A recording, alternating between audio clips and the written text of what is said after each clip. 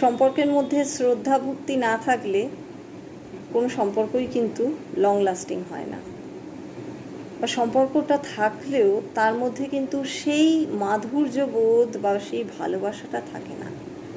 শ্রদ্ধা ভক্তি থাকা দরকার যে কোনো সম্পর্কে, সেটা হাজব্যান্ড ওয়াইফের সম্পর্ক হোক, বা বাবা মা সন্তানের হোক, বা বন্ধুবান্ধব হোক, যে কোনো সম্পর্কেই আমি বলছি, সেই সম্পর্কের মধ্যে কিন্তু শ্রদ্ধা ভক্তি থাকা উচিত একে অপরের জন্যে। শ্রদ্ধা ভক্তি না থাকলে তুমি তো ছোট আমার থেকে বয়সে, আমি তোমার প্রতি কেন শ্রদ্ধাশীল হব, এটা কখনো কিন্তু ভাবা উচিত নয়।